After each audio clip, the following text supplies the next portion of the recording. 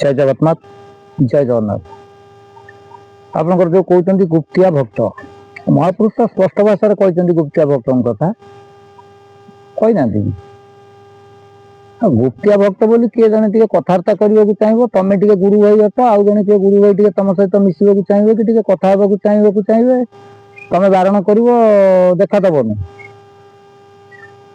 कि मिसबनी एमती कौन गुप्तिया भक्त भक्तर मेरीटा केमती हम तुम जी सीमित एरिया भावी जाइए तुम जी गुप्तिया भक्त अच्छे से बोधे तुम मेली भितर तुम से बोधे प्रभुंर आउ कई प्रभुंर ना ये भावना नवा भूल तुम जिते ज्ञान था ना कहीं ये भावना नवा संपूर्ण भूल तुम 5,000 गुरु भाई थो तुम गुप्तिया दल कौन ठीक अच्छे गुप्त कथा महापुरुष भी कहते घरणी पणरे मु हरुथी दिन घोषाई दिन अथुत एक कथा प्रमाण कौन कहले से न पाइबे भक्त खोजी भ्रमी नाना देश निश्चय ख्यात करू तुई रामदास किसी ना तो रामदास को ख्यात कर अथुत बोली अथुत को अथुत बोली ये रामदास तो कहे से गुप्तिया फेर कौन रहा गोटे कथा कहूँ आज की 5-6 दिन कथा आज तारीखटा को मन रखते वीडियो कौन पड़ो से कथा मुझे आज है 13 तारीख आज की 7 दिन 6 दिन तले मत गोटे फोन आसला आमर जड़े अच्छा ठाकुर लाइन वयस्क लोक जड़े से फोन कले मुझे कौन कहले बुली बाली गल मुझे ना बुलनी कौन कमी कौन भूली जा कमी आम सीना ये संसार में किए कौ संसार में रही किए कर्म कर निज पुओ झील घर संसार पोषुच सब देखुच आम सुविधा आम दरकार पड़े जहाँ ना क्या करदे ठकवा भंडा ठार आरंभ कर मिछ कहवा ठार कपटिया लंपटिया माने जिते अच्छी माया ठार आरंभ कर काया पर्यंत सब विस्तार कर जाऊे आम कौन सेमती नछु कौन ना तुम से गोखनसर रे जड़े बाबा अच्छा मुझे कहीं गोखनसर रे बाबा कई तो ना आगुरी जड़े बाबा थे से वर्षे कि 2 वर्ष भितर सी आपणकर स्वर्गधाम को चलीगले किंतु से बहुत दिन रही जगन्नाथ मंदिर कर रथ भी चलवा व्यवस्था कराई जाऊ सी कर आउ किए बाबा अच्छा ना हाँ बाबा अच्छा यज्ञ हम 2-3 मास रही 2-3 मास है जब गोखनसर रही मत निश्चिंत खबर हवा कथा मत तो कई जन कही था कहीं से बाबा जी जगन्नाथ मंदिर हरिका गले सी आसिक 8 दिन मत खबर होता आउ बाबा आसिले हो मु बुझे आउ गोटे फोन आसला से दिन मु बुझा समय पाइनी कहीं गोखनसर आम घर पाखु 4 किलोमीटर जारका 2 किलोमीटर आम घर जारका 2 किलोमीटर 2.5 किलोमीटर मैं जारकार मुझे सब बेले मुझे जारका गाड़ी गड़े देव जारका गाड़ी गड़े देवाटा के समय लगे गोखनसर को बोले हो ठीक है तुम बुझीनी विश्वास करेंगे सकाल 7टा रू 8टा भितर फोन शुणिली तापर गोटे फोन आसला आपणकर से जड़े बाबा गोखनसर अच्छा मुझे कहीं ना तो से फोन आसला कटक ये फोन आसला आपणकर जो आम जो केउझर आंदपुर एकर को जो रगड़ी जेल आम रही जेल पाखापाखि घर से गाँ ना मुझे जानी पचारदे कहीदेवे गाँ ना जानवर भी आमर किसी कम नहीं कहीं मोर दशरथ राजा किसी कम नहीं मोर हूँ कम अच्छी राम होटेल राम भगवान ना धरले मु मुक्ति पाइबी मु दशरथ भजले मुक्ति पाइबी बोली एमती कौन शास्त्र लिखाई तेणु मोर गाँ ना जानवर भी आवश्यक ना कटक फोन आसला आज्ञा ये कथा कह आपंकर से गोखनसर यज्ञ हम कौन ना आज मैंने आज यज्ञ हम आज गोखनसर यज्ञ हम ना हाँ यज्ञ हम मुझे अच्छा केमती ठीक अच्छे मुझे गोखनसर जाए देखुची को बाबा आसपर आउ गोटे खबर मिलगला जड़े व्यक्ति कहते मैं से व्यक्ति नंबर मो पाखे था दियो जो फोन करी आज्ञा जय जगन्नाथ कौटी अच्छा कौन आ कौन यज्ञ हम ना यज्ञ आज हेनी आउ सी जड़े आसते कौन बाबद टे कह जिते बाबा अच्छा आम अल्प बहुत बाबा कृपा टी आम प्रति अच्छी आम भी बाबा को भल पाऊ कहीं एदे साधु संग भी लभि न पारे अन्यतम साधु जो मलय पवन काटू करंचन आम संसार चक्र पड़ी घाटी गोली हो साधु मैंने सी केते परसेंट ठीक अच्छा भूल अच्छी से तो समय कौटी आमर किसी कहबार आवश्यक ना तेणु जेहेतु सी सनातन धर्म दम्भी साधु आमर सम्मान दबा आम धर्म तेणु कहतु टे ସେ କ'ଣ ତାଙ୍କ ନାଁ କହିଲେ ସେ କହୁଛନ୍ତି ରାମଦାସ। ମୁଁ ଖାଲି ଏତିକି ଜାଣିଛି।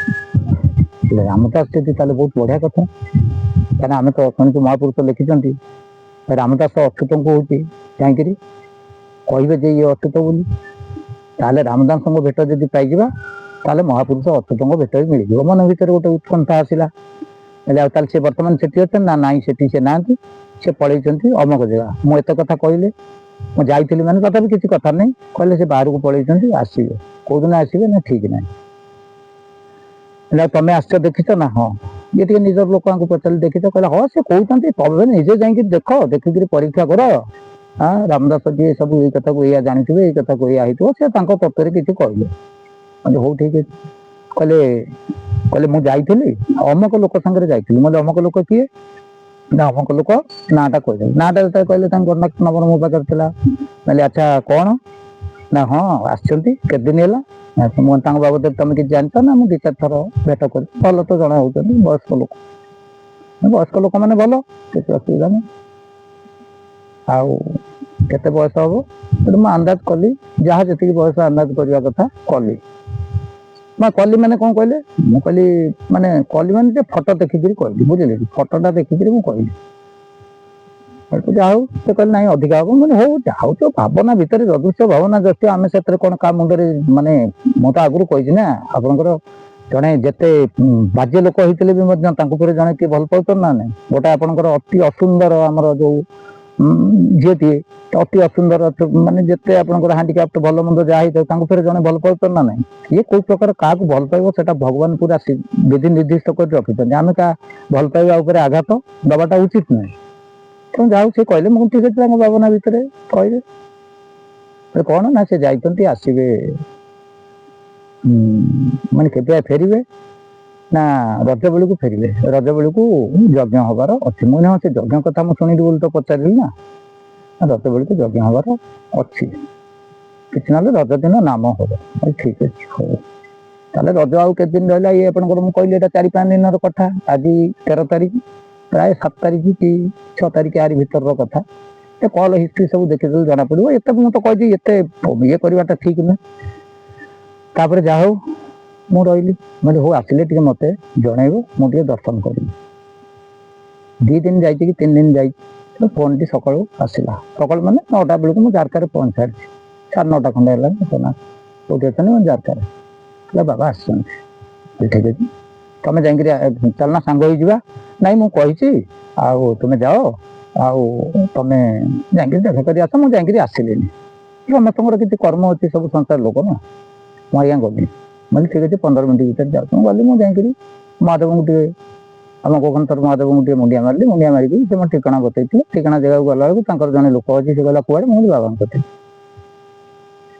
କିନ୍ତୁ ଆଉ କିଛି କହିଲାନି। ବାବା ଚେୟାରରେ ବସିଛନ୍ତି, ତାଙ୍କର ଫୋନରେ କଥା ହଉଛନ୍ତି, ଛୋଟ ଫୋନ ଟିକେ ଧରିକି କଥା ହଉଛନ୍ତି। ଶିଷ୍ୟ ଥିବେ, ମୁଁ ଦେଖିଲି ବାବା ବୟସ୍କ ଲୋକ, କାହିଁକିନା ମୁଁ ଅନ୍ଦାଜ କରୁଛି 70-75 ଖଣ୍ଡେ ବୟସ ହବ।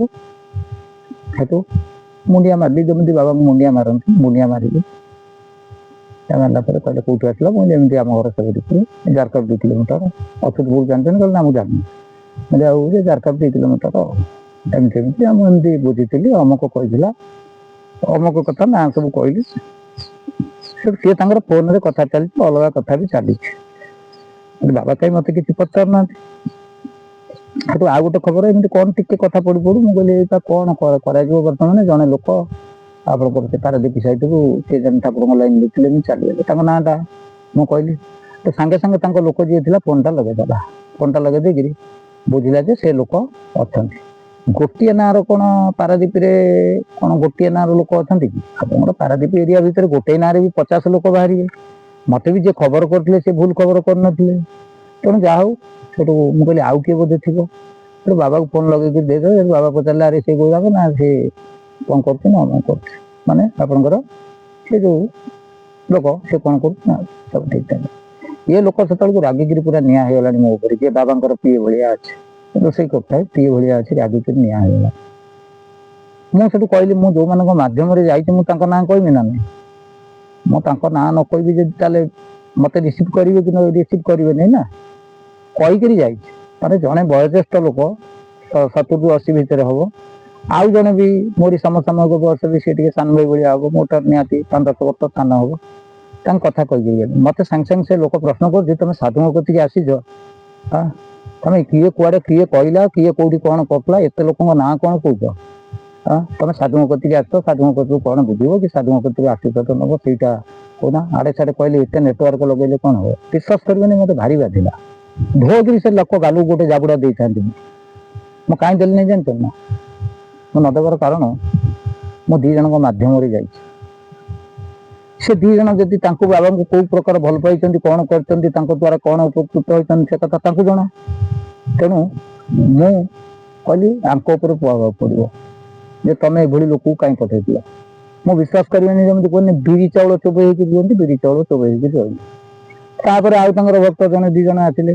ମୁଁ ତା ଭିତରେ କହିଛି ଯଜ୍ଞ ହବ ବୋଲି ଖବର ପାଇନି। କିଏ ତମକୁ କହିଲା ଯଜ୍ଞ ହବ? ମୁଁ କହିଲି ଆପଣଙ୍କର ପହିଲୁ ଦିନ ନାମ ହବ ମୁଁ ଶୁଣିଥିଲି। ନାମ ହବ, ଯଜ୍ଞ କିଏ କହିଲା ହବ? ମାନେ ସେ ଯେମିତି ଡାଲିକିଲା ଭଳିଆ କଥାବାର୍ତ୍ତା କରିଲେ, ଜାଣିବେ ସେ ମାନେ ବାବା ଆଉ ତାଙ୍କ ସେଇ ଯୋଉ ଲୋକ, ମାନେ ସୃଷ୍ଟିର ଅଧା ଦାୟିତ୍ୱ ସେ 2 ଜଣଙ୍କ ଉପରେ ନିଆହଉଛି। ଆପଣ ଚିନ୍ତା କରନ୍ତୁ, ଚିନ୍ତା କରନ୍ତୁ, ଏଭଳି ବର୍ତ୍ତମାନ ସମାଜରେ ଚାଲିଛି। ବାବାଙ୍କ ବାବଦରେ ଡେଲି ବାହାରୁଛି। ଆଜି ବି ଗୋଟେ ନ୍ୟୁଜ ଦେଖୁଥିଲି, ଆପଣଙ୍କର ସେ ନ୍ୟୁଜଟା ଆମର କୋଉଠିକି ସେୟାର କରିଛି, କାହିଁକିନା ନ୍ୟୁଜଟା ରହିବ ନାହିଁ ବୋଲି। 85 ବର୍ଷର ବାବା ହଉଛି ଆପଣଙ୍କର ଝାଡିବା ପାଇଁ ଗୋଟେ, ମାନେ ଆପଣଙ୍କର 15-16 ବର୍ଷ ଝିଅ ସହିତ ପାଶବିକତା କରିକି ସେ ଝିଅ ରାତି ଅଧରେ ଉଠିକିରି ପଳେଇ ଆସିଲା, ଆରେଷ୍ଟ ହେଇକିରି ଯାଉଛି 75-80 ବର୍ଷର ବାବା। ବୁଝିଲେ? ସାଧୁ ସମାଜ ପ୍ରତି ବର୍ତ୍ତମାନ କୋଉ ପ୍ରକାର କଳଙ୍କ। ତମେ ଆଗେ ସାଧୁ ସମାଜ ଭିତରେ ଯୋଉ ବ୍ୟତିକ୍ରମ ହଉଛି, ତମେ ସେ ସାଧୁଙ୍କୁ ଆଗେ ସଜାଡୁନା। ଜନସାଧାରଣଙ୍କୁ ସଜାଡିବା ଦୂରର କଥା, କି ଶିଷ୍ୟଙ୍କୁ ସଜାଡିବା ଦୂରର କଥା, ସାଧୁ ଶବ୍ଦଟାକୁ ବର୍ତ୍ତମାନ ଲୋପ କରିଦେଲ। ତମେ ମୋ ଭଳିଆ ଲୋକକୁ ଏଇ ପ୍ରକାର ବ୍ୟବହାର ସେ ଲୋକ ଦେଖେଇଲା। କୋଉ ଲୋକ ତାଙ୍କ କତିରେ ଅଛି? ବାବା ବି ଜାଣିବା କଥା। ବାବା ଯଦି ଅନ୍ତର୍ଯାମୀ, ବାବା ଯଦି ହଉଛନ୍ତି ଆମ ଦାସ, ସେ କଣ ଜାଣିପାରିଲେନି ମୋ ଆତ୍ମା ଭିତରେ କୋଉ ପ୍ରକାର ଜିନିଷଟା କ୍ରିଏଟ ହେଲା ସେଠି? ମୁଁ ରାଗିକିରି ଆସିଲି, ତଥାପି ଆସିଲା ବେଳକୁ ବି ମୁଣ୍ଡିଆ ମାରିକିରି ଆସିଲି। ସେ ସେଟା ଜାଣିପାରିଲେନି। ସାଧୁ ଶକ୍ତି ଏଇଆ, ସାଧୁ ଏଇଆ। ତା ଭିତରେ ଘଡି ଘଡି କହୁଥାନ୍ତି କେତେ ତାନ୍ତ୍ରିକ ଆସୁଛନ୍ତି, କେତେ ମାନ୍ତ୍ରିକ ଆସୁଛନ୍ତି। ମୁଁ କଣ ତାନ୍ତ୍ରିକ ମାନ୍ତ୍ରିକ ଭଳିଆ ଦିଶୁଛି? ତାନ୍ତ୍ରିକ ଆସୁଛନ୍ତି, ଇଏ ଆସୁଛନ୍ତି, ତମେ କଣ କରିଦବ? ଯଜ୍ଞ କରିବ, ଯଜ୍ଞ କରିବା ଗୀତାରେ ଲେଖା ହେଇଛି, ଶାସ୍ତ୍ରରେ ଲେଖା ହେଇଛି, ରାମାୟଣ ମହାଭାରତରେ ସବୁଥିରେ ଲେଖା ହେଇଛି। ତମେ ଯଜ୍ଞ କରିକି କଣ ସଜାଡିବ? ତମେ ତ ନିଜକୁ ନିଜେ ସଜାଡିବ ନା। ତମ ପାଖରେ ଯୋଉଟାକୁ ରଖିଛ କୁକୁର ଭଳିଆ, ସେଟା ତ ସଜାଡି ହେଇନି। ସେ କୋଉ ଭଳିଆ ବ୍ୟବହାର করে, ମାନେ ଟିକେ ଚେହେରା ଅଛି ବୋଲି ବ୍ୟବହାର ଦେଖେଇଲା, ତାକୁ ଟିକେ ସଜାଡ। ତମେ ଆଗେ ଟିକେ ତମ ପାଖ ପରିବେଶକୁ ସଜାଡ, ତାପରେ ପରକୁ ସଜାଡିବ, ସଂସାରକୁ ସଜାଡିବ। ଏମିତି ସବୁ ସଂସାର ଚାଲିଛି। ଆଉ କଣ? ଇଏ ତ ବୁଡିବେ, ସେ ଆଗେ, ମାନେ ଇଏ ତ ଆଗେ ବୁଡିବେ, ଶିଷ୍ୟ ତାଙ୍କ ନାନ୍ଦ ଧରିଥିବେ, ସିଏ ବି ବୁଡିକିରି ଯିବେ। ତେଣୁ ବର୍ତ୍ତମାନ ସମାଜ ଏଇଆ, ସଂସାର ଏଇଆ, ସାଧୁ ଏଇଆ, ଶିଷ୍ୟ ଏଇଆ, ତାଙ୍କ ଭକ୍ତ ଏଇଆ ଚାଲିଛି ବର୍ତ୍ତମାନ। ଆଉ କଣ କରିବ? ବର୍ତ୍ତମାନ କହିବାକୁ ଡର ମାରୁଛି। ତେଣୁ ସେଇ ପ୍ରଭୁ ହିଁ ତାଙ୍କ ଖବର ବୁଝିବ। ଜୟ ଜଗନ୍ନାଥ।